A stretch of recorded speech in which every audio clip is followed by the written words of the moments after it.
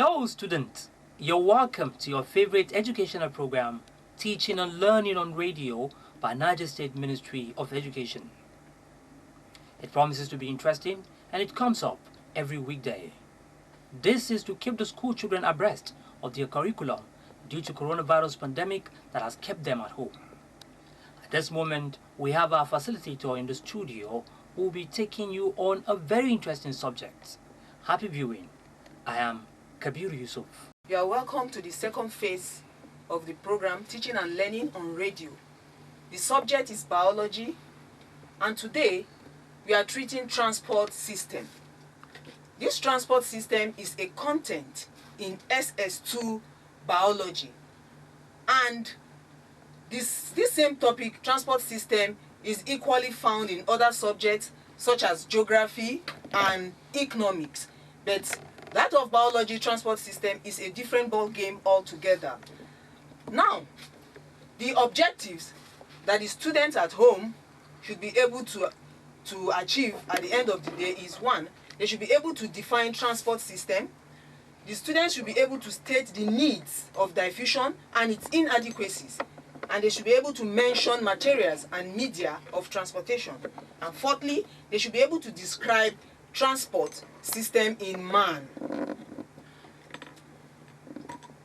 In larger multicellular organisms, that is organisms that have many cells, such as plants and animals, materials are being moved from one part of the body to the other, either from the external environment into the body. Now, the system that is responsible for moving materials around in the body is known as the transport system. This transport system is very, very important in living things because materials need to be moved around the body for the well-being and effective functioning of the body cells. Transport system is very, very needed in animals. In animals, materials are being picked or moved from the external environment, such as food materials and oxygen, into the body system. Oxygen, for example, that is moved from the external environment into the lungs. The oxygen does not remain in the lungs. The oxygen is moved from the lungs into the body cells. Also, food materials that are eaten and digested, they are as well absorbed from the small intestine into the bloodstream, where they are being carried to various cells of the body. Hormones is another important substance in the body that are being carried from the point where they are manufactured to the point where they are needed in the body. And in plants, raw materials such as carbon dioxide and water, they are needed for photosynthesis. These substances are taken up from the external environment into the body of plant to carry out the process of photosynthesis. Also, water is another important substance that is needed by plant. This substance, water, is absorbed from the soil and it is taken into the body through the root and moved to various parts of the body where they are needed. However, there are some organisms that do not need transport system. As a matter of fact, they do not have transport system. And what is this transport system in the first place? Transport system, these are the structure or means by which metabolic materials are moved from where they are produced and they are being taken to various parts of the body where they are either used, stored, or excreted from the body. That is the definition of transport system. And as I said earlier on, there are some organisms that do not need transport system. They don't even have transport system because of their sizes. They are small. For example, unicellular organisms. These are organisms that have one cell, such as amoeba, we have paramecium, we have euglena. They are unicellular organisms. They have one cell. And in simple multicellular organisms, such as hydra, they do not have transport system because of their sizes. They are very, very small. They don't have structures that are responsible to make up a system. And therefore, what they need to carry or transport materials from one part of the body to another is a simple process which is known as diffusion. And what is diffusion? Students at home, I believe you are used to the definition. Diffusion is a process whereby ions or molecules of a substance, especially water and gases, they are being moved from a region of high concentration to a region of low concentration until they are evenly distributed. So this same process is needed by simple organisms such as unicellular organisms and simple multicellular organisms. Materials are being diffused from one part of the body to another or to the external environment. These organisms, they need diffusion only because of their size and because the surface area to volume ratio is large. The smaller the organism, the larger the surface area to volume ratio. And what is this surface area to volume ratio? Surface area to volume ratio is the amount of surface area divided by the volume of that organism. So the higher the organism, the less the surface area, and the smaller the organism, the larger the surface area. So unicellular organisms, they are small, and as such their surface area to volume ratio is large, and as a result they don't need transport system, they only need diffusion. Also, their body cells and the exchange surfaces, they are very, very close because of their size. Their cells, the body surfaces, they are very, very close. So why do they need transport system? They don't need transport system because they are not big. The various cells of their body, they are not situated far apart. They just have one cell, which is very, very close to the surface of their body. So they don't need transport system, they only need diffusion, whereby excretory waste, they are being removed from the body through the body surfaces. Now this diffusion, it has its own inadequacies. For example, in mammals or in animals that are big, they are multicellular organisms, they have been able to overcome the limiting factor of surface area to volume ratio because of their size and complexity. Because they are big and they are complex in nature, they have so many structures that are able to take care of so many metabolic activities. For example, most animals, larger animals, they are involved in they have excretory system that takes care of excretory waste. They have digestive system that takes care of digestion.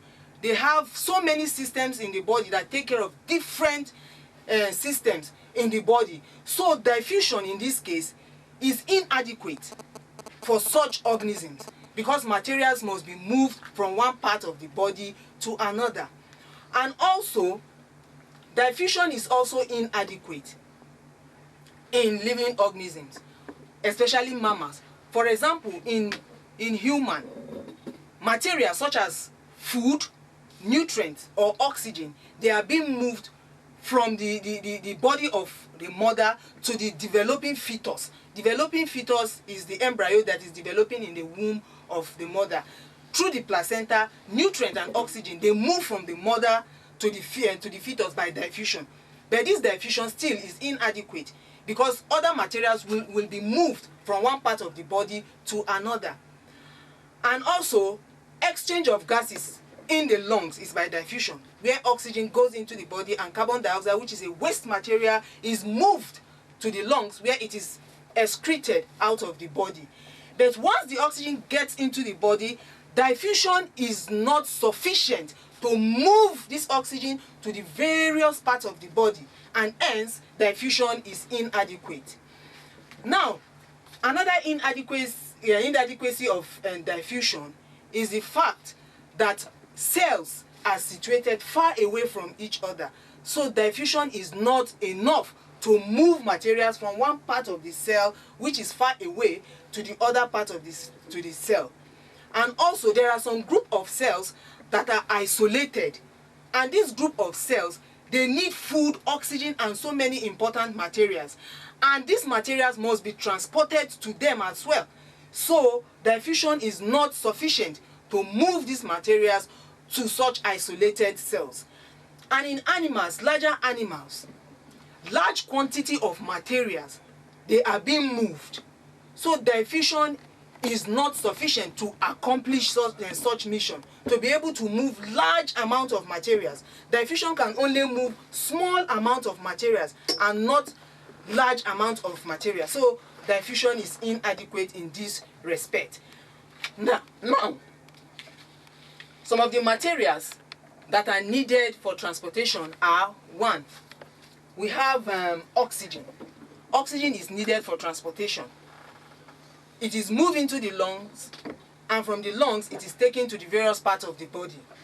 Another substance or materials that are needed for transportation, they are excretory waste products such as carbon dioxide, we have water, we have urea. These are various wastes that are being collected from the various cells of the body, and they are taken to the respective organs for excretion. Like urea is being produced by the liver, and it is taken to the kidney where it is excreted out of the body as urine. Carbon dioxide is coming from the various cells into the lungs where it is also excreted out of the body.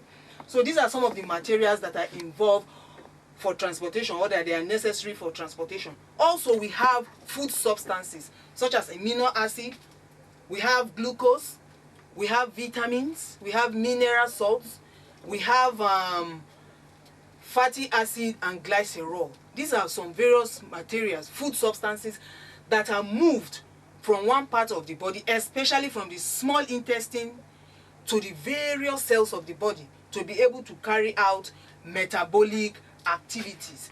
We also have another material which is known as hormones.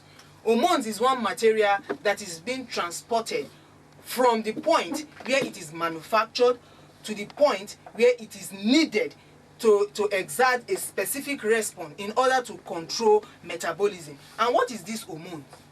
Hormones is a chemical substance that is produced by specialized cells, and it is being taken to the point where it is needed to exert specific response and to control metabolic activities. Antibodies, they are also materials or substances that are also moved. These antibodies, they are produced by a type of white blood cell which is known as the lymphocyte. The lymphocyte produce white blood cells that produce antibodies that helps to kill germs that are present in the body. So the antibodies is also a material that is moved from one part of the body to another in animals. Now in plants, some of the materials that are transported are water from the soil to the body to carry out various activities such as photosynthesis together with carbon dioxide. We have nitrogenous waste. We have latex or alkaloids. These are some waste products in plants that are moved out of the body. Now when we talk about medium or media of transportation, media is plural while medium is singular. Then when we talk about the media of transportation, we are talking about the various means or ways by which these substances are moved around in the body. And as a matter of fact, we have about 4 types of media of transportation in living organisms. One, we have cytoplasm. Cytoplasm is a part of the cell that houses all other organelles. And these cytoplasms, they are important. They are medium of transport in specific organisms, such as unicellular organisms like amoeba and paramecium. They need cytoplasm to move materials from one part of the cell to another and to move materials out of the body through body surface.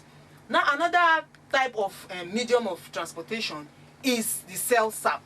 The cell sap is a medium of transportation in plants. This cell sap is present in the vacuoles of the cell. It is concentrated in nature, and as a result is able to pull materials or water from the soil into the body where they are used for various activities. We have another type of medium of transportation, which is the blood. Blood is one important and powerful medium of transportation. Almost all animals, they use blood, though not all, but most animals, they use blood as medium of transportation. And this blood, there are substances that are confined within the blood vessels and they are carried around. And as this blood moves around, as the blood moves around, it carries a lot of substances around the body. Blood vessels carry blood around, and we have three types of blood vessels. We have the arteries, which are responsible for moving blood away from the heart to other parts of the body.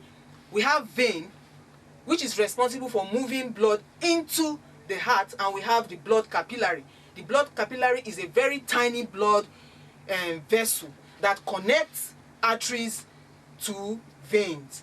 Now we have another type of medium of transport, which is the lymph. The lymph is a medium of transport, and the lymph is similar in composition to blood fluid, and it has extra lymphocyte that helps to fight germs or infection in the body. Man use lymph also as a medium of transport, and the materials that are being picked, they are transported into the vein, where it is transported to various parts of the body. Now, when we talk about the transport in man cannot be completed without mentioning the structure and composition of the blood. The blood is a substance that is composed of two major parts. We have the blood cells, which are solid in nature, and we have the plasma. The blood cells, they are further subdivided into three. We have the red blood cells, which is also known as erythrocyte. We have the white blood cells, which are also known as the leukocytes. And lastly, we have the blood platelet, which is also known as thrombocyte. The red blood cell is small in nature, it is round, and it is biconcave in terms of shape. Red blood cell has no nucleus, and it has a very short lifespan. It can exist for 120 days. That is approximately 4 months. And after 4 months, this red blood cell is being destroyed by the liver, and a new blood is formed by the marrow of long bone. Students at home, I believe you know bone marrow. There are substances inside the bone, so that is where blood is being formed. And this red blood cell also has a material which is known as hemoglobin. This hemoglobin is that part of the red blood cell that gives the red blood cell its color. It is red in color, and as a matter of fact, it is the one that is responsible for picking oxygen from the lungs to the various parts of the body. And once oxygen is picked by hemoglobin, that oxygen combines with hemoglobin to form what is known as oxyhemoglobin. And as this oxyhemoglobin diffuses into the bloodstream, it reaches the various cells of the body, and in the cells of the body, it dissociates, releasing the oxygen. Oxygen goes into the various cells. Now the hemoglobin is left alone. This hemoglobin moves from the blood cells to the lungs, where it picks up oxygen again, and the process continues throughout life. Now we have the white blood cell. The white blood cell is larger than the red blood cell. It is irregular and amoeboid in shape. It has nucleus, unlike the red blood cell. And the red blood cell is not as numerous as the white blood.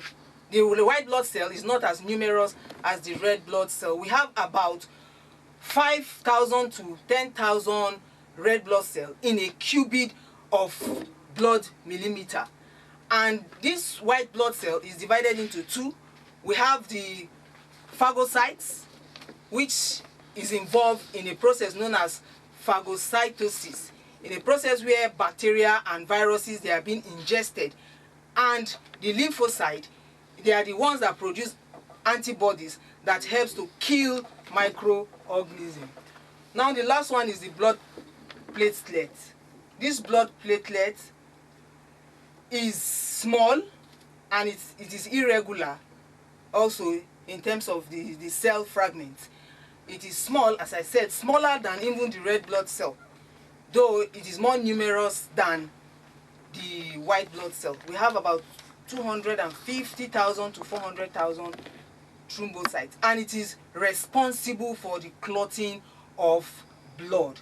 Now the plasma is the liquid part of cell, and this part of cell is about 90% water content, pure water, 90% of it. Substances like protein, gases, and what have you, food substances, they dissolve in this plasma and they are transported to various parts of the body.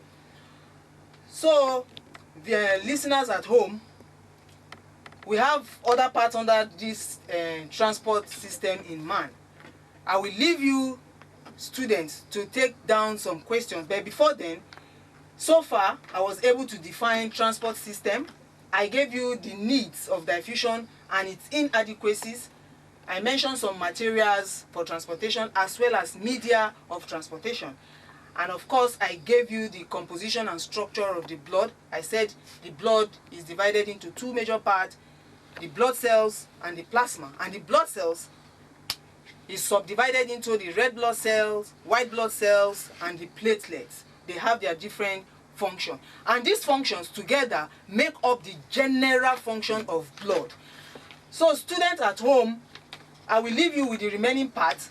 You go state and explain the different types of circulatory system in mammals, the different types of circulatory system in mammals, and also students at home give the differences between arteries and veins, and also describe the mechanism of transportation in plants. Listeners at home, with this, we have come to the end of our lesson for today. So if you have any question or you want to follow us, you can contact us on our WhatsApp group 090 292 282040. I take it again, 090 29282040. And I have given you reference books before, or reference materials. I told you you can use Essential Biology for senior secondary schools. You can use Modern Biology as well for senior secondary schools. And even Stand Biology is very, very important. If you can lay your hand on it, get it, and do your assignment. Read other topics under biology. So with this, we have come to the end of our lesson for today. Do take care of yourself, and thanks for listening. Wow! Believe you had a wonderful time listening to your favorite educational program, Teaching and Learning on Radio by Niger State Ministry of Education. The essence of the program is to educate our children that have been at home due to coronavirus pandemic ravaging the entire world. This program will come your way next time. We do hope you will join us. Kabir Yusuf is my name, and I'm thanking you